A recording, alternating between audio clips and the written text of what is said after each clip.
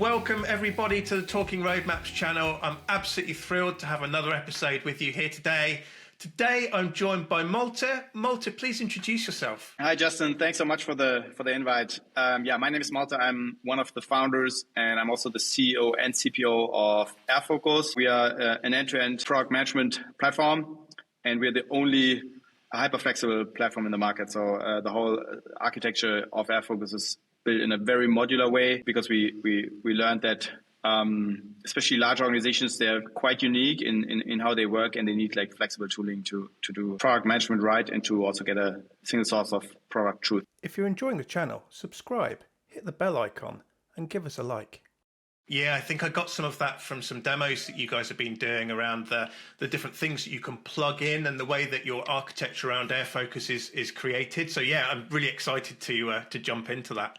Fantastic. Well, let me introduce the show. So welcome. If you're new here, this is a Talking Roadmaps channel. We love to talk everything roadmaps with roadmapping experts, tooling owners such as Malte, and some practitioners as well. So Malte, let's talk roadmaps a little bit and maybe back to the fundamentals of, from your perspective, what is the purpose of a roadmap? Great, love that question. So first of all, before we start, I'm not a road mapping expert. I'm a founder of a company that provides product management software, and I have an opinion and I have a take on road mapping, but it's from the kind of mind of a startup founder and a product guy, and it's just another opinion. Excellent. Yeah, makes sense.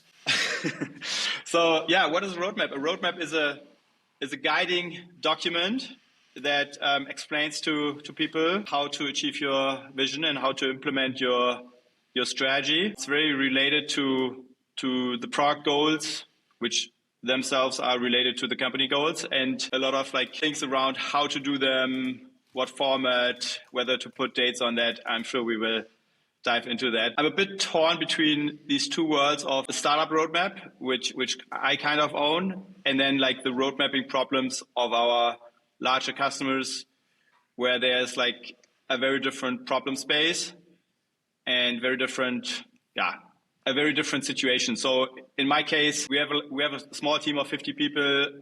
We are all pretty aligned on the mission. We have one product, not 10, and it's very clear the direction. And for us, it's fine to also put features on them that are very concrete, solution oriented, that maybe have a quarter on it, whatever. But I completely get why maybe a large organization with silos and cross-team, cross-product collaboration and dependencies where you need to have a very different approach to roadmap. Yeah, massively important. Two takeaways I'm getting there from what you're saying is that in classic product management, it depends, but I think it does. It depends on where your product and your company are in terms of their maturity and what we're trying to do. But also something that you picked up on there, which I think is important as well, is the difference between company goals and kind of strategy and the product goals and the strategy. So I'm seeing a kind of a tiered approach here. And I think that's really important because some of the clients I work with don't necessarily have that visibility. And yet that's something you're seeing and is really important. I think it's a must-have. And if you don't have it, find a way to make that happen. But you need to have some visibility into the company objectives, especially in these times where the macro dictates so much of what is possible and the resources we have and what is expected. Yeah, so for that reason, we also very recently launched a big product update to airfocus around OKRs. So we have the option now to manage the OKRs in airfocus, and our customers, what they do is they on the highest level, typically create an OKR workspace in airfocus where they manage company objectives. And then they create these sub workspaces for either department OKRs or OKRs per product division, right? But you want to see that breakdown from the very top company objectives that are maybe for the next 12 months and that don't change so often, but then down to quarterly or biannually team or product OKRs that then also link to your roadmap and the work that's happening in all of the teams, epic spaces and opportunity discovery pipelines, etc. Fantastic. I think that's really important. I'm thrilled to see that kind of what we just discussed, that cascade from your company strategy down to your products and departments. And it's also about setting the direction, but not necessarily being specific around how we're going to cover those. So these are the kind of the outcomes we want to achieve, but empowering your product teams to work out how they're going to do that. Absolutely. And for example, how we've built it is that you can create key results where you can link your product work to them. Yeah. So even if these, like the status of your roadmap items, even if they don't directly impact the key result, you still want to make that connection so you can see, okay, this is the stuff that we do in order to achieve this key result, and then the underlying objective. Absolutely. Totally makes sense with me. And some of the people I work with in service-related departments or functions, they don't necessarily roll up into a product-level OKR. So having this kind of this different tier, and also allowing your OKRs at the lower level not to necessarily be always product-related, they could be for different services or departments. You're really being inclusive there, because you can now bring in OKRs for service or support or for sales that don't necessarily tie into the product, but they're absolutely key at delivering your company OKR. So I love that holistic approach you've taken to that implementation. Superb. So let's go into a little bit more then. So we've talked about the purpose of a roadmap. Who's the audience of a roadmap from your perspective? I mean, there are many audiences, and that's why I also think it's important to kind of branch off different roadmaps for each of the audiences. In our case, we have like two audiences. We have like the internal company that needs to know, okay, what's our roadmap? And then we have a public roadmap that we also share on our website and that we link to from within our product to kind of communicate with our audience and engage them around our plans, and also to collect feedback on these roadmap topics. So we structure our roadmap in the non-X-Later format, which we really like. The later is called later/problems to be looked at. Yeah, and we get like a lot of feedback from our customers. I think this is the main reason why we do it, to get feedback and kind of co-build our product with our audience. Absolutely. I mean, you're building it for them. You want them to get the maximum use of it. And it's interesting that you talked about kind of the later being more of the problem space. And that really resonates with me. You know, one of the things that led me to be passionate about roadmaps is that I created them really not in a very good way, in a way that kind of just tripped me up and caused problems, because it was more of a 12-month delivery plan. So the fact that you're trying to educate the audience and show them that, look, these are the things we're not sure about the solution yet, but this is the problem we want to solve for you. And the fact that you've got a public-facing roadmap within airfocus, I think is really commendable. So, you know, you're leading by example. Yes, but we also have to, because who else should do it if not us? So Malte, you've got a couple of different roadmaps. You've got an internal roadmap and an external roadmap. Not necessarily from an airfocus perspective, but from your mind, who really should maintain the roadmap? Is there a role specifically for that? Yeah, it depends again on what type of roadmap we're talking about, right? Very high level strategic company roadmaps that can also like branch out or have these like child roadmaps. But yeah, whoever defines what's been put on the roadmap and what advances in the roadmap, like the owner of the roadmap, should be the person managing it, and also deciding who sees it and how people engage with it. Of course, with like product marketing, in our case, like when it's more like customer facing, I think product marketing is the right person or department to help with that. Everything depends. I'm really sorry if I have to say this like a gazillion times today. I can only speak for myself. Like here at airfocus, like it's not that I as the CPO like dictate our roadmap. It's very like community driven or the discussion driven, right? Like we have discussion, and then there's usually also not so much debate, because it's quite obvious what the logical, rational next thing to do is, because you look at the data, you look at the insights, you look at the market, and then it's not so much opinion anymore. That's 100%. I totally agree. One of our friends of the channel, Itamar Gilad, released his evidence guided, and that really makes a lot of sense to me. It's kind of like looking at the different things, and then, or evidence led, sorry, And it's looking at all of the different things and making an informed decision on those, not just being data-led or product-led. In many ways, we should be customer-focused and obsessed about them, and we're just solving their problems. So love that response there. And you know what? It wouldn't be a product management related channel if we didn't say it depends, because it absolutely does. Everything is so nuanced. So you've mentioned, and I really like the fact that we've got OKRs now within airfocus. So what's the relationship, do you feel, between a roadmap and maybe the vision, strategy, objectives, OKRs? They do need to be distinct. Is that right in your view? All interconnected. And I also think it really helps to force yourself to maintain these documents on a regular basis. Obviously, you don't want to spend too much time on it and don't get to do the actual work. We always recommend formalize these processes, have a place where the roadmap and the vision and the strategy document sits, and then when people ask you, hey, what's the strategy? Here's the document. Bookmark it. Yeah, and just be open about feedback on these topics. So that's also how I've always treated company building.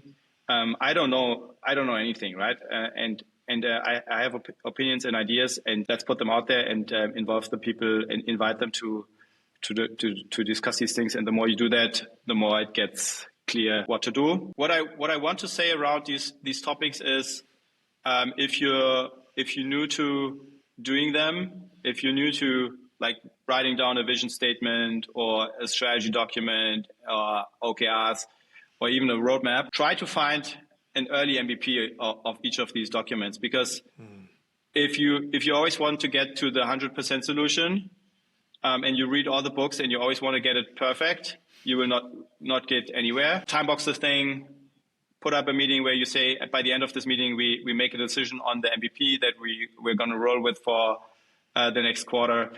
And in our case, with regards to product OKRs, this meant that we literally just started with objectives and we left out the key results for the first quarter. Yeah, just to get something working that didn't keep us busy, because you can discuss about key results forever, right? Who knows if when you launch a new product, who knows if the number of users that you want to have on your newly launched feature is 10 or 100? Nobody knows, and it's not worth discussing about it all the time. Sometimes it's as simple as, let's just launch it and do all our best. We all do our best, and then we're going to take it from there. Superb. Yeah, that really resonates with me. I've been reading some articles around, I'm a fan of roadmaps, but actually more than that, I'm more of a fan of road mapping and the process that you need to go through. But absolutely to your point, do we want to spend 50% of our time planning and 50% executing? We need to time box this so we don't get into paralysis, and a roadmap is for life, not just for this quarter. It's kind of like, let's not just do it quarterly. Let's do it as let's time box it a little bit, go through the motions, but then actually just go and learn from what we're doing. Malte, that's an absolute value bomb there for our audience. So thank you for sharing that insight with us, because I think a lot of people get very caught up in, am I doing these things right? Go and iterate on them. Go and product manage your product management processes and take the bits that work for you and just learn and be curious. I think that's really good advice. Thank you. So let's talk about, we'll go into a little bit more of road mapping as well, but what are some of the key elements of a roadmap? You've mentioned OKRs, you mentioned the now, the next, and kind of the later with some problems in it. Is that what would look like a good roadmap for you? Yeah, I would say on the highest level, we like to recommend and also follow this practice our own, you have the product OKRs. So we're talking about a product roadmap right now. So the highest level, I like to have the product OKRs that you maybe use as swim lanes or filters or that you show on your roadmap items. I think the vision is a bit too generic. I mean, you can put it on top. It's not taking so much space. But and then I really like the non-X later format. Put these things into the buckets, and then very short, precise descriptions around what are the problems, the whole product management spiel, right? Like hypothesis, how do you want to measure things, what are the related, and this is probably the most important part. If you do product road mapping right, you have road mapping on this initiative level, very high level, non-X level, now next later. Not so much actual solutions or features. Maybe when stuff is in the now, they more morph into becoming solutions. But the most important part is that they link down to your opportunities or your epics. So it's something that sits one level higher than where you do spend most of your days on like the epic or opportunity level. And you want to link these opportunities or epics to these high level opportunities so that you can also track progress and see where you're going. But we're not talking about opportunities or epics right now. But yeah, that's pretty much it. Yeah. I like to keep it very simple. Get an understanding about like what this is about. What are the kind of connected opportunities, and then if necessary, some indication around when you think to ship this. But usually we only put that information on these initiatives when stuff is actually in the now. Like, what do I know? What happens in the next or later? Totally. Yeah, it's about setting direction, but having confidence. And I think you're quite right. Too many times the roadmap gets conflated, and we create a very long-term delivery plan. I love the fact that you're talking about defining OKRs at the top level, but then sometimes the key results for future OKR buckets we don't know, and we're not going to worry about that just yet. I'm very much seeing this cascade in terms of your mind of how this works. And then as we come down into the now, that's really where we're looking at delivery, not discovery and experimentation. So only then in the now are we going to talk about delivery and maybe some specific dates of high integrity commitments. But other than that, nothing else. I really, your process and how road mapping works in your mind really resonates with me, and hopefully with our audience, because I think that from experience, that's the right way for us to do this. Here's a good question for you, Malte. What tools do you prefer to use for managing and visualizing a roadmap? So airfocus literally started as a prioritization and road mapping tool, but as I said earlier, we've now become really an end-to-end product management platform, going all the way from like your customer feedback and the insights to OKRs, road mapping, prioritization, product portfolio management, and then handing everything over in a very integrated way into Jira or Azure DevOps, wherever you get stuff done. Yeah, but road mapping is the core use case in airfocus, and we've spent like a lot of time around road mapping functionality. Most importantly, as everything in airfocus, there is not this one way of doing it, and that's why we are quite flexible, and we allow for, like, as we call it, dynamic road mapping. So you can create, ideally you use airfocus as a single source of record for all your product work, including your high level roadmap initiatives. Mm-hmm. And then how you visualize them and how you share them with different audiences, you can all configure based on the same single source of truth, right? You have one roadmap item that is, I want to improve our sign-up process in order to increase the conversion rate, something like that, yeah? And that thing exists once, not 5 times in different spreadsheets and 15 different PowerPoint presentations and then like some version in Jira, but you have it once, and that then is maybe visualized in different ways. Maybe some people really like to put it on a timeline. And then we are not the people to say like timeline roadmaps are bad. If you want to do that and you have like a good reason to do that, like do it. It's not what we recommend, but it's sometimes maybe a useful thing to do, because you should also keep in mind, it's not always that simple as like building a SaaS company like I do, right? Like for me, it's simple. Right. We ship software, we ship every day. It's easy, yeah. But if you I don't know, build a car, and the car is like 80% software these days, you have deadlines, you have manufacturing that's very dependent on what you're doing here, and you better have a plan. And I think it's a bit arrogant of some product people to say like, oh, timelines are bad, because sometimes it's just the reality of stuff. And our customers, they are not all software companies. They are very often like traditional companies that are around for 100 years and that are now becoming tech companies, and they need to kind of bridge this new software world with the old world of manufacturing or whatever, or even services. There are very good reasons sometimes to put stuff on a timeline, and absolutely, and we give them the tools. But I also think, like, if you're not there yet, if you don't have a single source of record in a tool like airfocus around all your product work, the tool for the very specific task of road mapping doesn't matter so much. You can also put it on on a slide or Trello board or whatever. I wouldn't recommend that. I would recommend to use airfocus, but it's important that it's accessible to people, that it's not outdated. It's sort of real time, but there are other tools where you can do it. I hope my marketing department doesn't hear this, where I'm like recommending to put roadmaps on a Trello board. Like, what's this guy doing? Well, in some cases, it's inevitable, because I suspect within airfocus, when you've got a customer-facing roadmap, as you do on your website, that might be the data is managed in airfocus, but it might not be airfocus surfacing it. It might be that sometimes that you have a presentation layer that comes out of the tool sometimes. I mean, even though my background's in AHA, Malte, my favorite road mapping tool tends to be PowerPoint, because or Miro or Mural, because it allows you to take the data that you need and surface it in a way that resonates with your customer. But I think what's important is that there is a management system behind that, which absolutely airfocus can be part of. You also mentioned some really good points in there as well that I think are going to be meaningful to our audience. So thank you for sharing that with us. That's great. Yeah, I think that the time of product managers and product teams is super important, yeah, and to manage the time and to also work efficiently. Whenever I hear someone saying I spend like 5 hours per month putting roadmaps together in PowerPoint, I just think, sure, I'm sure it gets the job done, but it's like 5 wasted hours. Ideally, it's a click of a button, and you put it to another front end. That your audience wants to see, but like, don't do that. Don't do that to yourself. Absolutely, yeah. Oh, that's a great. I think that's a quote. I think we're there. Don't do it to yourself. It's not needed.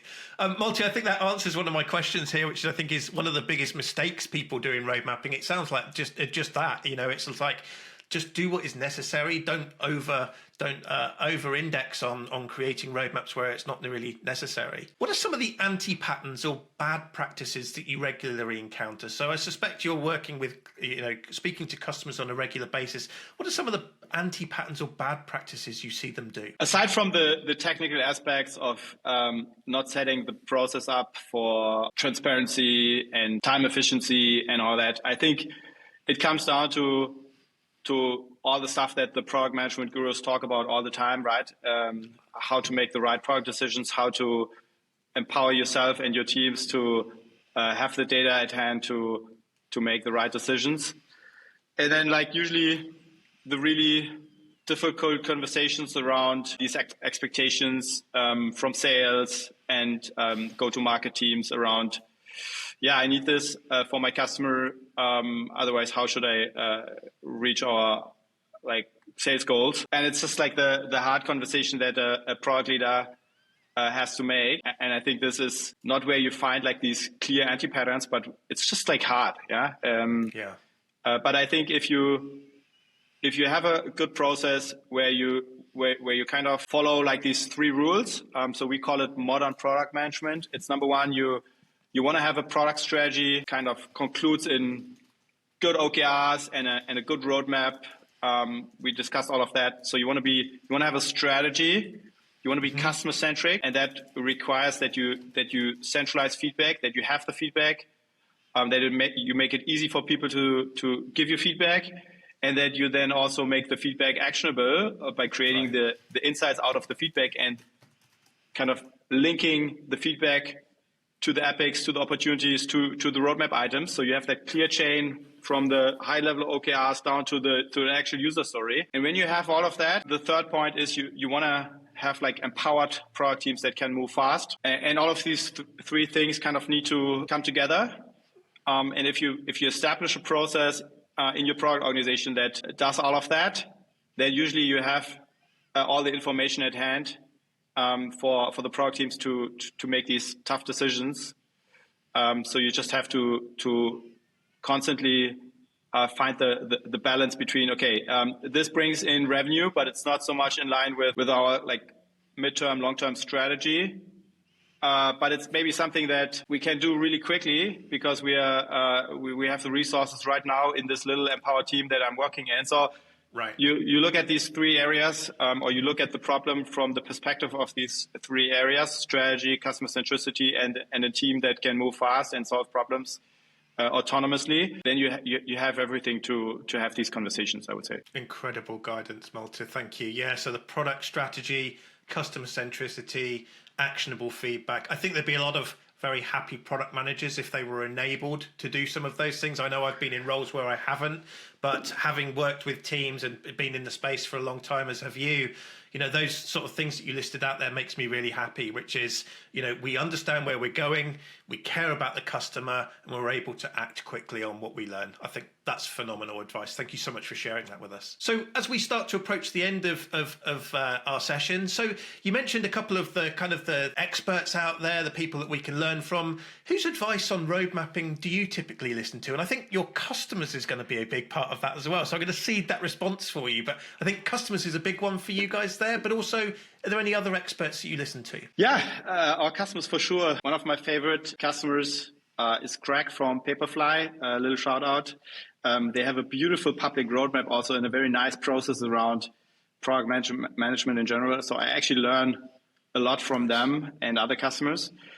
But yeah, then I would say I really like the stuff from John Cutler, Marty Kagan, very obvious evergreen stuff. And very lately, I've really enjoyed reading more like on the marketing side, like April Dunford with like obviously awesome in the sales pitch. I'm reading them right now on my desk every day. They are like obviously not so much product management books, but you can get a lot of wisdom more from the business side, which is very important for product management. I really believe in the end-to-end product manager. I'm not a fan of like splitting the role up. I'd rather argue that you should take away scope, but then let the product manager do it end-to-end in a thorough way. And if you think about product management as an end-to-end function or role, then this necessarily means you also have to be good or have an understanding about like these strategy, positioning questions. And April Dunford, in very elegant words, gives you this process around all these elements of positioning, right? Like who is your customer? What's a unique capability? What's a benefit? What's a value that the customer gets out of it? And when you do this exercise for your company or your product or your division, however you're structured, you will see that this informs your road mapping and how you approach the whole topic. And this is obviously a lot to ask from product managers because you're now literally asking them to be entrepreneurs. But I think that should be the ambition here. I absolutely agree. I mean, it's, again, just nodding violently at what you've shared there, Malte. That I think traditionally, certainly in the last 10 years, there's been too much of a focus on delivery over strategy and solving problems. So I think seeing that change with Brian Chesky at Airbnb and things like that, I think is absolutely the right thing. And you said it yourself, cut scope, right? Maybe we do less, but we do more of the right things and we own that end to end, which I think is so important. I think that's phenomenal insight. Absolutely. I would disagree with how Brian Chesky actually thinks he can do it. I'm not so sure it's a scalable framework, but I agree with trying. I agree with the problem, and I agree with trying. I disagree with the solution. Yeah, I actually mentioned something. I think it might have been Lenny's podcast actually on when he's commenting on that's not necessarily scalable. It might be okay in the short term to support product management moving back into more of a product strategy, product marketing role. But I agree. It's not sustainable to have the CEO to get involved in the detail of everything. But I like the sentiment. Me too. Superb. So I'm going to ask you one of the hardest questions, which I can ask now. It's not hard in terms of being challenging. It's how would you distill your philosophy of road mapping into just a couple of sentences? How would you describe the philosophy of road mapping? Good question. I should have come prepared. So I think it's all about problem solving, right? So there's like you want to visualize the various problems that you have and create like a problem hierarchy. And based on that, you kind of approach these topics. So what problems are you actually trying to solve here for the overall product portfolio, for the product, for the various products? And then one level below that, like for the actual capabilities or features that you have, right? You always want to come from the first principle problem thinking, and then just follow the best practices and kind of start lean, stay dynamic. In order to kind of fulfill the ultimate goal here, which is to communicate what problems you're planning to solve and why and how. and potentially a bit when. Yeah, I think that's pretty much it. It's no rocket science. I think it's all the same. Yeah, I think, like you said earlier, just stop doing it sometimes. Don't stop road mapping, but I think the process of road mapping is useful, and just take it for what it is. Be curious. It goes into your 3 previous rules, Malte. I think it's about having product strategy, customer centricity, and feedback and actionable. And your roadmap should be facilitating each of those discussions. I think I really bought into what you've shared there. Fantastic. Yeah. Well, look, thank you so much for spending some time with us today. I'd love to give you now the opportunity just to tell us again a little bit about airfocus and how it helps product teams out there. Absolutely. Thank you for providing me with this opportunity. So the big thing, the key insight that we gained over the last years is that every company is a tech company these days. Yeah. And this trend will not stop. The whole world is getting digitized, and companies of all shapes and sizes now have product managers and engineers, and they will continue to educate people to become product managers. And at some point, you need to have product management tooling because, like the Jiras and Notions of the world, they're good for the micro level, but they are not really scalable. And what we learned over the last years is that large organizations have so many products and so many teams and so much complexity that the core problems that they have are not so much like what prioritization framework do I use in my little team. That's important and true, but how to break up these silos, how to create alignment across teams, across the product portfolio, and how to make sure there's like this shared understanding of the strategy, the goals, the roadmaps, and this stuff is complicated, right? And if you really want to solve it, you need a single source of product truth, a single source of record, where you always have one entry in the database, one high level roadmap initiative, and then you want to link stuff in a logical manner across different hierarchy levels, so you can have these true conversations around, okay, this is the one problem. Let's describe it once and for all in a structured way. Let's make sure the insights are linked to that one thing. Let's make sure that this one thing is maybe shared in 5 different ways, but it's still the same thing. And this will save you so much time. And if you now think a bit into the future, like any other functional role, AI is tremendously going to change how we are all going to work. And in 5 years, we will look back and laugh about what type of stuff we were doing manually, right? Like even a year ago, I was doing stuff manually that I'm now laughing about. Every day I use ChatGPT for like 30 minutes, and if you like fast forward 5 years, you will have a product management system that you can talk to like it's the smartest person on earth, right? It will access the single source of record. It will have all the data. You can ask questions. And you will spend way less time doing all this manual stuff, but instead you will kind of orchestra innovation by going in there, using these like dedicated product management functionality, and you're going to follow or guide the suggestions made by the AI based on all the product data that's in one place. And that's super exciting and what we're working on here every day. And if you're interested and would like to learn more, happy to connect with you on LinkedIn or have a product consultant reach out for a demo. We always love that. Fantastic. Yeah, and in fact, that leads me to the last question, which is a lot of what you've said today, Malte, has resonated with me. I know it's going to resonate with our audience. How can people find you? If you're hiring, what's the best route for them to be able to contact you as well? What does that look like? How can people get in contact with you? And we'll put some links down below as well. But where's the best places for you? Yeah, amazing. So I'm quite active on LinkedIn, so just send me a connection request, and then follow airfocus. We put out a lot of content around modern product management, and we also have a careers page, airfocus.com/careers. And kind of one content recommendation that I would give is our latest ebook around OKRs for product teams. It's I would say one of our best pieces ever.